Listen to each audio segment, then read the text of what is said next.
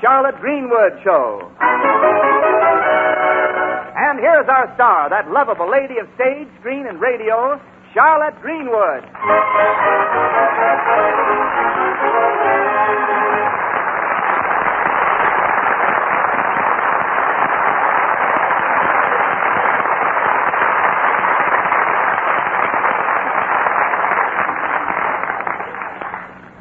Hello, friends, and thank you, Wendell. Wendell, today we're going to tell a story about a June wedding and a June bride. You know what I mean, Wendell? When two hearts beat as one. Well, tell me, how does it feel to have the one you love you, Mrs. Greenwood? I don't know how it feels.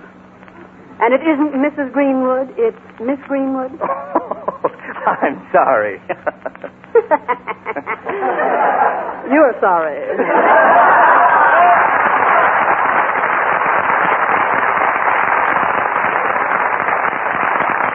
Yes, ladies and gentlemen, the Charlotte Greenwood Show, brought to you this Sunday and every Sunday at this time by the makers of Hallmark greeting cards, to remind you that whenever you want to remember someone, you'll find a Hallmark card that says just what you want to say, the way you want to say it. So whenever you choose a card, look on the back for the 3 identifying words, a Hallmark card. Yes, don't forget, a Hallmark card will best express your perfect taste, your thoughtfulness.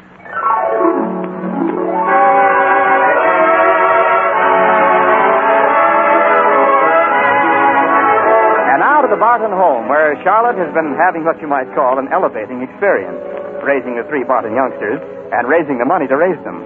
On this particular evening, Judge Cronin, attorney for the estate, is waiting in the living room to see Charlotte as Bobby, youngest of the Bartons, comes through the door. Hello, Judge Cronin. Good evening, Robert. Is that the evening paper you have? No, just a funny. Oh. You like to hear a joke I just read here? Why, yes, Robert.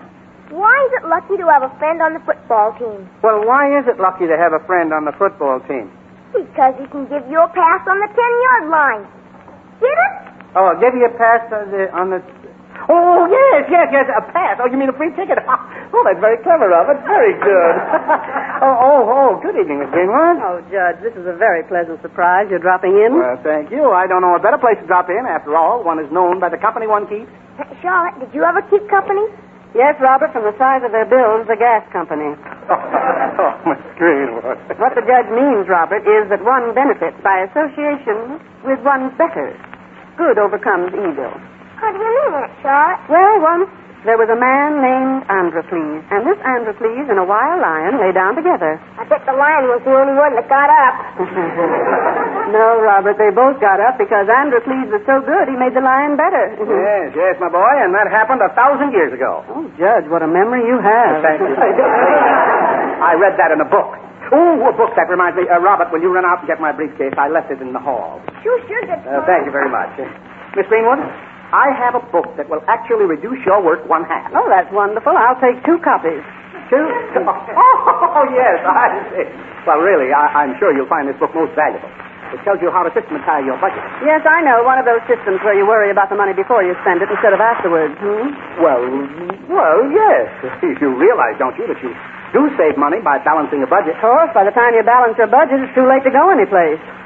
Miss Greenwood, every woman needs some sound financial advice. Yes, Judge, and your advice is always so helpful, and you're such a clever man in financial affairs. Oh, well, think nothing of it. After all, you know I did have a seat on the curb for almost 10 years. That's a long time to wait for a parade. Isn't it? No, this is a curb exchange. It's a place where... Judge Cronin, here's your briefcase. Oh, thank you, Robert. Charlotte, Timmy Beeman's here. Can I go outside and play for a while? All right, dear, but don't leave the yard and come in as soon as it gets dark. I can't, Charlotte. Yeah, I can play, Timmy. My goodness, but it stays daylight for a long time. That clock says 8:30. By my watch, it isn't even 8 yet. Yes, well, that clock doesn't work. Instead of the cuckoo sticking its head out and giving the hour, it backs out and asks, what time is it? Oh, you're joking again. That reminds me. Do you like jokes? Jokes, certainly. Well, this joke is a riddle that Bobby told me. Why is it lucky to have a friend on the football team? Why? Because... Can I come in, Charlotte? Oh, good evening, Barbara. Oh, yes, of course. Come in, girls. Judge Cronin, may I present Barbara's friend, Miss Norman? She works at the library, too. How do you do, Judge Conan? Oh, yeah, Miss Norman. So you're at the library, eh? Yes, I've been there for 2 years. Only she's leaving next week. Oh, now, Barbara. Well, it's no secret. Linda came to Lakeview when Steve Austin was stationed out at Williams Field. And she's been here ever since. But now Steve's coming back from the South Pacific, and they're going to be married. Oh, Linda, that's good news. Congratulations. Yes, congratulations, Miss Norman. And the young man was formerly stationed here at Williams Field, eh? He must be in the Air Corps then, eh? He pilots the bomber that our Lakeview donations built. The Lady of the Lake. Well, the Lady of the Lake, you don't say. Oh, when will he arrive here? Well, very soon now. Steve's last letter said he had just one more mission on May 6th. And then he'd be starting home. Oh, it seems too wonderful to be true. Where are you going to be married? Well, I hadn't thought much about that, Miss Greenwood. Steve's parents are in Boston, and well, right now I have just a little hotel room, but... Oh, then it's all settled. You're going to be married right here in this house. Oh, Aunt Charlotte, that's a wonderful idea. Yes, it is indeed. Oh, Linda, you'd better move out of that hotel and stay here with us until Steve gets back. Oh, Miss Greenwood, I couldn't put you to that trouble. No, you're very kind, but I... Trouble? Why, that's no trouble at all. My goodness, how can you get ready for a big wedding in a little hotel room? That's right, Linda, and I'll help you move. What are we waiting for? I'll help you move tonight. Oh, Miss Greenwood, this is really nice of you. I want you to know how much I appreciate it. And I know Steve will, too. Now, don't bother thanking anybody, but you just hurry and get moved. Hey, come on, Linda. We'll borrow Jack's office. That's very nice, Miss Greenwood. That's a very kindly act. It's nothing of the sort. It's just when I get the first faint whiff of orange blossoms, nothing can stop me. Well, Linda's lucky to have a friend... Lucky friend. Oh, that joke, Miss Greenwood. Oh, this is very amusing. Why am I lucky to have a friend on the football team? Why, Judge? Because he can always give me a kick in the end zone. The words are wrong there. I got to mix yes, up. but you are lucky just the same. Yeah? You're going to kiss the bride, and that's the prettiest wedding you've ever seen.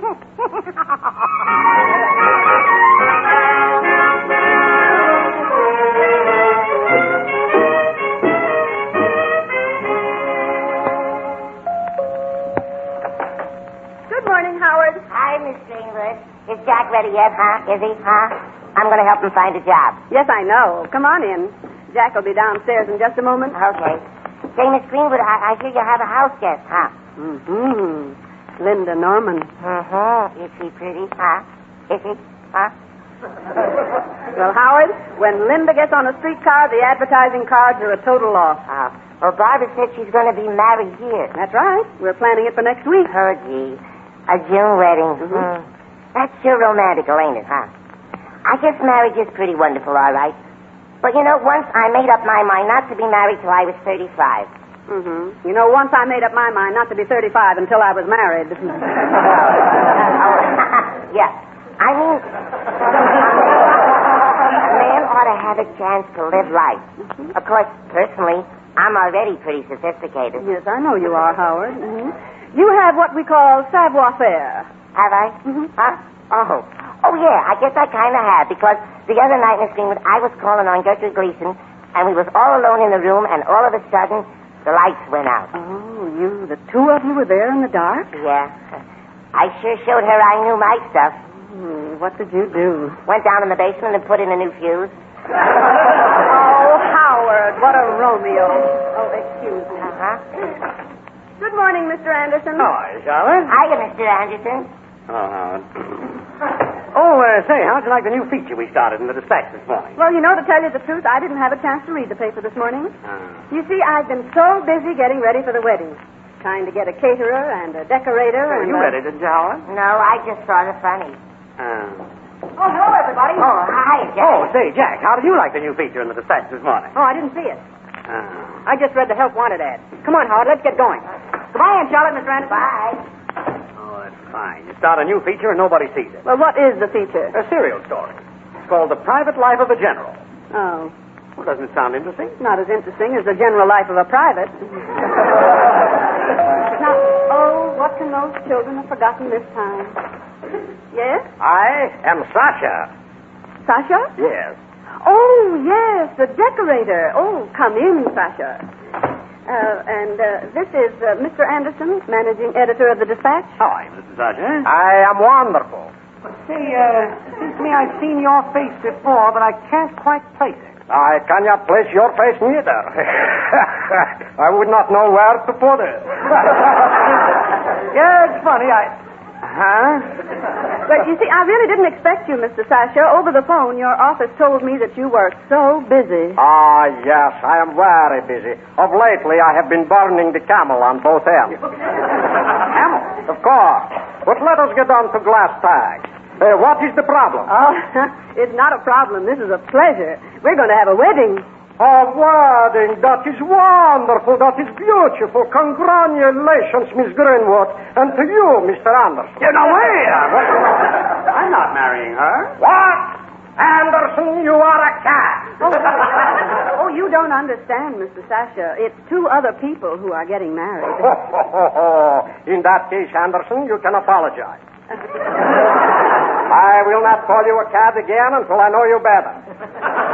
We are going to bury the catcher. The catcher? All right. Look, Charlotte, I don't believe this fellow knows anything about interior decorating. I do not know, me, Sasha, why I have been deteriorating all of my life. I am the best decorator this side of the Mississippi River. Well, who decorates the other side? Well, that is a mere trouble. I am original. I am sensational. I am colossal. Besides, I am cute. But a man as popular as you, Mr. Sasha, ought to be rationed. Oh, now you are cooking with grass. All right, now let us get down to business and start beefing around the brush. For the decorative motif of the wedding, we will have, let me see, dogs. Ducks? Yeah. What kind of corny idea is that?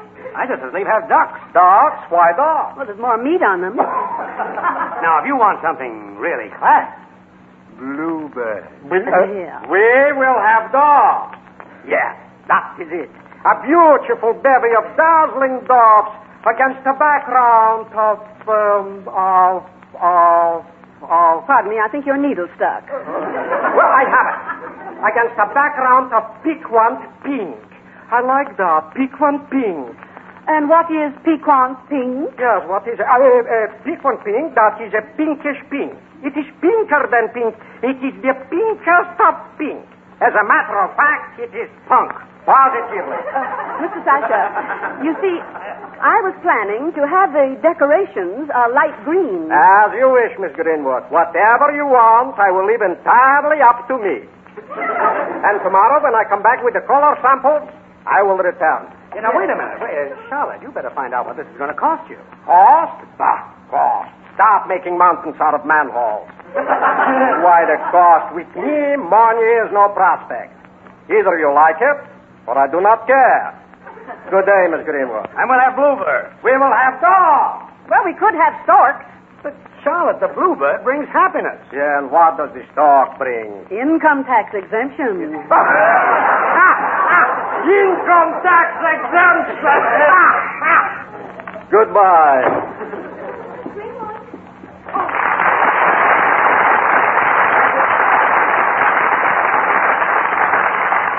Oh, I didn't know you were busy. Oh, that's all right, Linda. Miss Norman, Mr. Anderson. Hi, Miss Norman. How do you do, Mr. Anderson? I've heard Miss Greenwood mention you so often, I feel I know you already. Are you on your way to the library? Yes, for my last day. Would you mind telling Barbara when she comes down that I've gone on ahead? I have to stop and buy some things. I'll tell her. All right. Goodbye. Goodbye, Mr. Anderson. Goodbye. Goodbye, Linda. Well, so that's the bride, huh? Who's she marrying? A boy named Steve Austin. You know, you don't often see a person who looks completely happy. She does. It gives her a kind of... A kind of radiance? Yes. Oh, say, why didn't I offer her a ride downtown? I've got to be getting back to the newspaper office anyway. A piece of bad news came in over the ticker this morning. The Lady of the Lake's been shot down. The bomber? The bomber that Lakeview donated? Yeah. The news had just been released, but it was shot down on May 6th. That was his ship. Steve Austin's. Oh, no. May 6th was to have been his last mission before he left for home. Mr. Anderson, could you keep this out of the paper for just a day or so? I can't do that, Charlotte. We can't suppress news. Oh, I'd like to keep it from her just for a while. Well, anyhow, the evening paper will carry the story. You can't keep her from finding out. And besides, what would it accomplish? Well, we'd have a chance to do something. No, Charlotte, there's nothing we can do. The bomber was shot down. You can't change that. No, there isn't any hope. Oh, I don't agree with you. There's never a time when there isn't any hope.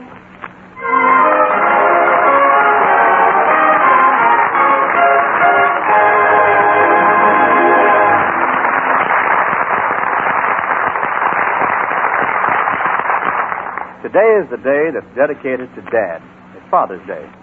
You know, Dad is so worthy of our thoughtfulness, not only today, but every day. For all through our lives, his thoughts, his hopes, and plans are centered on our welfare. But today, it's Dad's turn to take a bow. And even though he may protest, we know he's really pleased, grateful for the love and admiration we show him. Many of us have expressed our thoughts with cards that have carried our messages straight from the shoulder, right from the heart. And whether our Dad is with us today or separated by wartime miles, those messages have made him happy. Let us bring that happiness to Dad often. All through the year, we have many opportunities to express our affection for him on Dad's birthday, on his anniversary, on every special day, and at times, too, when he'd welcome a word of cheer or encouragement, or a good luck pat on the back. Yes, there are countless occasions when we can remember Dad and all our dear ones, when our thoughtful cards can make them proud and happy in being remembered. You see, a Hallmark card will best express your perfect taste, your thoughtfulness.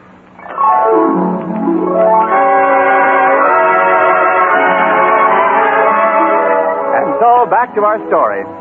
Linda Norman is still unaware that the bomber, piloted by her fiancé, was shot down on May 6th. It's evening now, and in the Barton living room, Jack and Bobby are sharing the newspaper. Bobby has the front page. Jack is scanning the want ad section. Say, Jack, what does tribute mean? Oh, don't bother me with the funnies. Can't you see I'm busy looking at this want ad section? It isn't the funnies, it's the front page. Lakeview pays tribute to valiant bomber, Lady of the Lake, shot down in... Hey, will you stop mumbling? I'm reading. Well, read to yourself. Let's see. There's a couple of ads that look pretty good. Yeah, I'll just tear them out. Jack, Howard Morton's on the phone. Huh? Oh, okay, Aunt Charlotte. Maybe he's got something lined up for me. Robert, you mustn't pull the paper all apart and leave it lying around like this. I didn't do it, Jack did. He took the want ad section and tore out an ad. Well, pick it up, will you, darling? And I think you'd better take it out and put it in the trash bin. Have you finished your homework? No, ma'am. Oh, pardon me, Robert. Oh, are you back already, Linda? You startled me. I thought you'd gone out for the evening. No, I just went down to the telegraph office. I thought maybe Steve had wired me and there'd been some mistake. I know he'd wire as soon as he arrived in San Francisco. Then he simply hasn't landed yet, that's all. But it's June 17th, and he left for home on May 6th. You don't know when he left. His letter said he was flying his last mission May 6th. It might have been days before he got a boat for home. Oh, yes, I suppose I'm silly to worry. Robert, is that the evening paper? Yes, ma'am. May I see it? Sure. Robert, Here you are, Miss Norman. You'd better run along now and finish your homework. Yeah, I was just going to. Oh. What's this? What's what? I think someone's torn out. Oh. Those are the help wanted ads there. Jack's. Oh, yes, I was looking at the other side. You see, it's a little verse. This is not goodbye. Nothing is final. Night may fill the sky, yet dawn must break and morning come again. The winter pass, the spring returns, and then, beneath last year's dry leaves, the violet grows. On autumn's barren branches blooms the rose. Years in their cycle do not end, but bring another morn, another spring. That is pretty. If you don't mind, I'll take the paper up to my room. Or haven't you read it? No, I haven't read it. Oh, well, then I'll take a magazine. Just let me glance at the headlines. Oh. Linda, you just said nothing was final. Oh, Linda. I'm all right. I've always known it would come. tried to tell myself it wouldn't. Not to me. To others, maybe, but not to me. I tried to fool myself. But I knew. But, darling, no, it isn't true with the same conviction. Wait patiently. Waiting. That's all I've been doing is waiting. Knowing that someday there'd be a knock at the door, a ring on the telephone, the news that he wasn't coming back. Linda, you don't know that for sure. You can't tell. They haven't any details, only the name of the bomber and the date. No, the details enough. His bomber, his mission. But he could have been picked up. But May 6th was a month and a half ago. If he were saved, they'd know it by now. But you've got to have faith. Believe in something that isn't so. Faith isn't believing in something that isn't so. It's holding fast to what's right and good and never giving it up. No. No, this is it. This is final.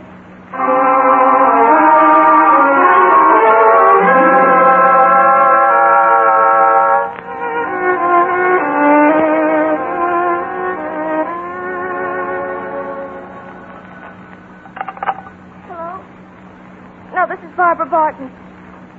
Yes, I'll tell her. But hurry, won't you? She's leaving on the noon train. Who was it, Barbara? The taxi company. There's been a little delay, but the cab's on its way now. Oh, I wish we could persuade her to stay. Why should she? Why should she stay in Lakeview where everything reminds her of him? Here in this house where she would have been married to him. If she'd only be brave and wait even just for a day or two. Well, what is there to wait for now? She's being braver than you are. She's facing reality, and you aren't. I don't know what you mean by reality. Hope is real. Doubt is not. Only what you're hoping for can't happen. Can't possibly happen. Everything right is possible. That must be the cab. Oh, it's Mr. Anderson. Good morning, Barbara. Morning, Charlotte. Come in, Mr. Anderson. Well, I had our Washington man check with the War Department. Yes? He didn't find out much more than we already know.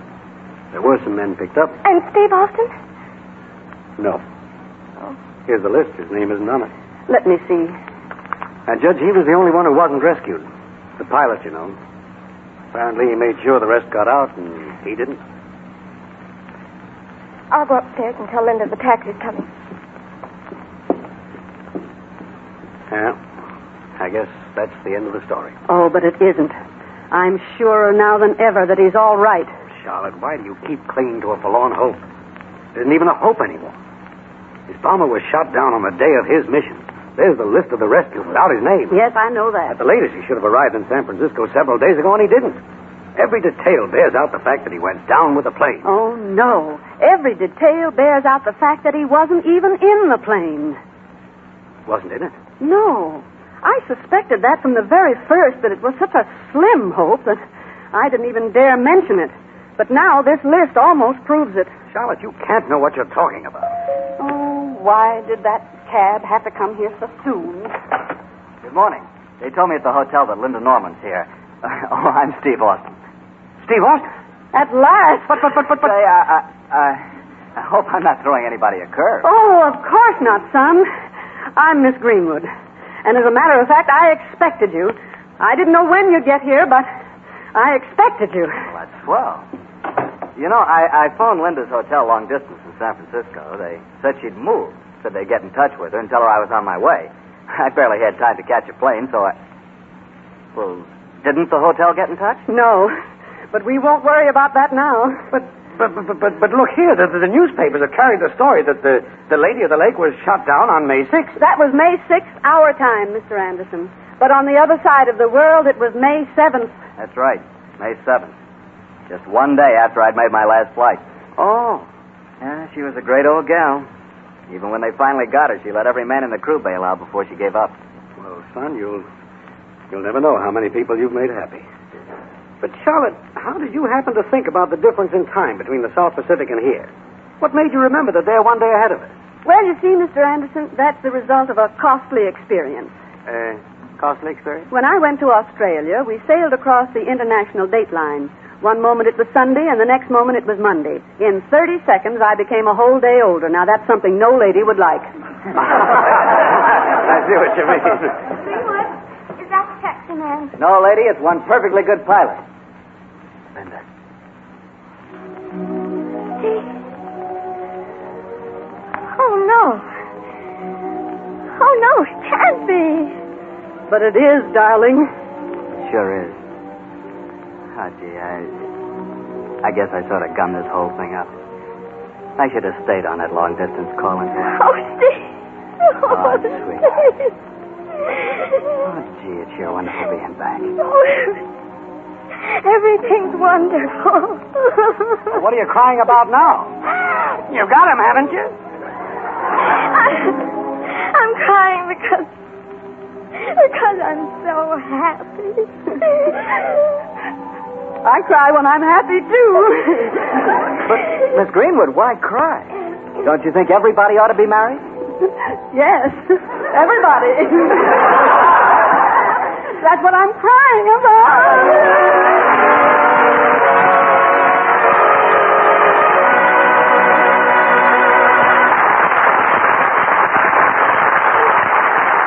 Charlotte Greenwood will be back in a moment.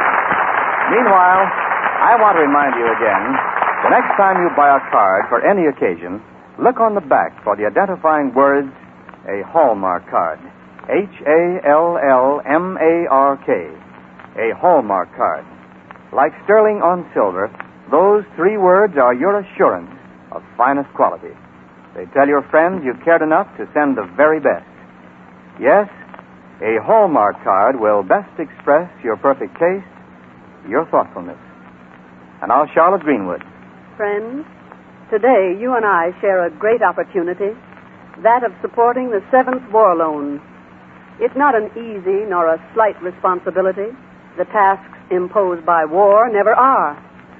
But if each of us will perform his share of the task as his own conscience dictates, there will be no need of exhortations and dramatic appeals to make the 7th War Loan a success. If each of us will search his heart, then act upon what he finds there, we can face the outcome of this struggle with calmness and confidence. There is a sentence in Victor Hugo that I would like to quote here. When you have accomplished your task, go to sleep in peace. God is awake.